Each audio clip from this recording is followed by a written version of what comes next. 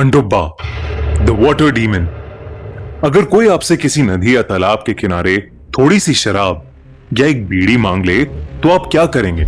शायद आप उसे एक घूंट या एक बीड़ी दे देंगे, पर अगर वही मांगने वाला आपको अपने साथ पानी में ले जाकर डुबाकर आपकी जान ले ले तो? मोहन बिहार के गया जिले के एक छोटे से गांव में रहता था और एक दिन बाद उसका जन्मदिन था। वो 18 साल का होने वाला था। उसके ज्यादा दोस्त नहीं थे, तो उसने सोचा कि वो अपना जन्मदिन अपने माँ बाप के साथ मनाने के बाद खुद को एक छोटी सी पार्टी देकर स्पेशल बनाएगा। और उसे क्या पता था, पर ये उसकी जिंदगी की सबसे भयानक पार्टी होने वाली थी। मोहन की उम्र ज्यादा तो नहीं थी, पर उसके कुछ कम उम्र दोस्तों ने बीड़ी और शराब पीना शुरू कर दिया था। मोहन को लगने लगा था कि शायद बड़े होने का मतलब बीड़ी और शराब पीना ही था। उसने डिसाइड कर लिया था कि इस साल अपने जन्मदिन पर वो कुछ बड़ों वाला काम करेगा। मोहन ने प्लान बनाया था कि वो स्कूल से आएगा, मम्मी पापा के साथ खाना खाएगा और सबके सोने के बाद अपने पापा की अलमारी से बीड़ी निकाल लेगा और एक प्लास्टिक की बोतल में उनकी थोड़ी सी विस्की डालकर अपने बर्थडे को सेलिब्रेट करेगा। बहुत दिमाग लगाने के बाद मोहन को आइडिया आया कि वो अपनी पार्टी किसी ऐसी जगह करेगा जहां उसे कोई नहीं देख सकता था, और गांव के पास वाले तालाब से बेहतर जगह हो ही नहीं सकती थी। उस तालाब के पास रात के समय कोई नहीं जाता था, लेकिन उस गांव के लोग कहते थे कि 10 साल पहले एक लड़के की उसी तालाब में पनडुब्बा के हाथों मौत हुई थी। पनडुब्बा के बारे में मोहन ने कई चीजें सुनी थी।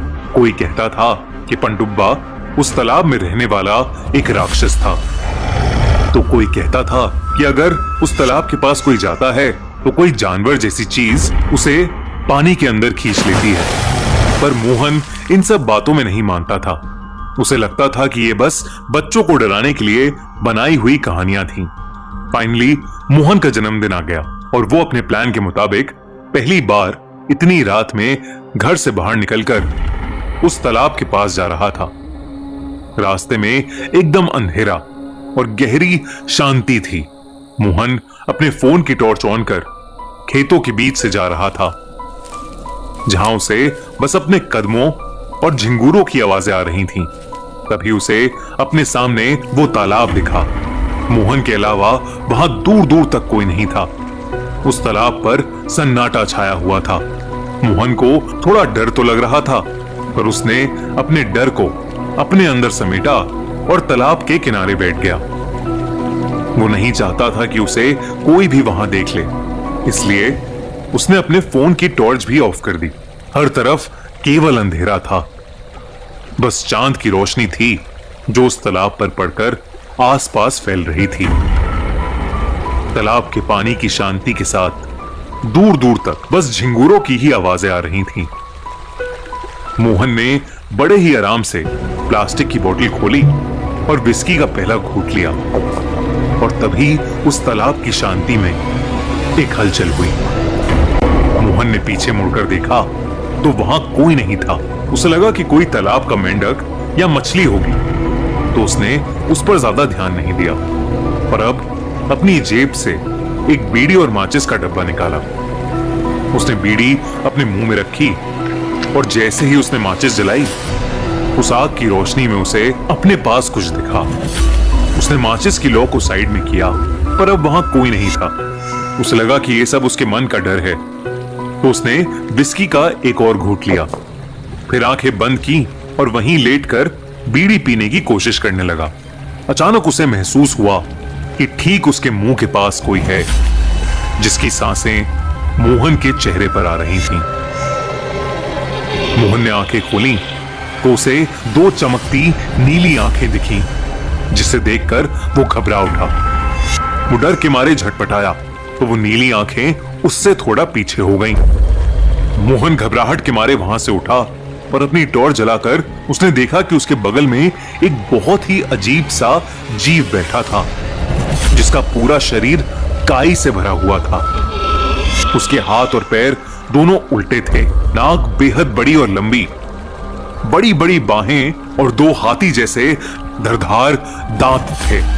वो मोहन से एक धीमी पर साफ आवाज में बीड़ी और शराब मांग रहा था और अपनी बड़ी भयानक आंखों से उसे घूरते हुए अपने बेहद ही नुकीले नाखूनों वाले हाथ मोहन की तरफ बढ़ा रहा था। जैसे ही मोहन ने उसे अपने पास आते देखा, उसका खून जम गया, क्योंकि उसे समझ आ गया था कि वो पनडुब्बा ही है जिसके बारे में सभी गांव वाले बात करते थे। और गांव वालों के अनुसार पनडुब्बा किसी को भी डूबने से पहले उससे तंबाकू या शराब ही मांगता है, और मोहन के पास दोनों थे। पनडुब्बा फिर से अपनी धीमी आवाज में बोला और मोहन से बीड़ी और शराब मांगने लगा। वो धीरे धीरे अपने नुकीले हाथ मोहन के चेहरे के बेहद करीब ले आया। मोहन, जिसके एक हाथ में बीड़ी और दूसरी हाथ में शराब थी, वो सुन्न पड़ गया और उसके पसीने छूटने लगे। पनडुब्बा अब धीरे धीरे उससे बीड़ी और शराब मांगते हुए उसके और पास आ रहा था। वो बस अब उससे एक सांस की दूरी पर था कि तभी मोहन ने वहां से भागने की कोशिश की, पर पनडुब्बा ने उसे पकड़ लिया और उसे लेकर तालाब के अंदर कूद दिया।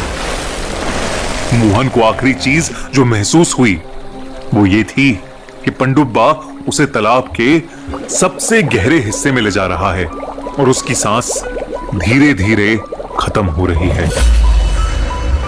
अगली सुबह मोहन के घर से गायब होने की वजह से उसके पूरे परिवार ने गांव वालों के साथ मिलकर मोहन को हर जगह ढूंढा, पर वो कहीं नहीं मिला।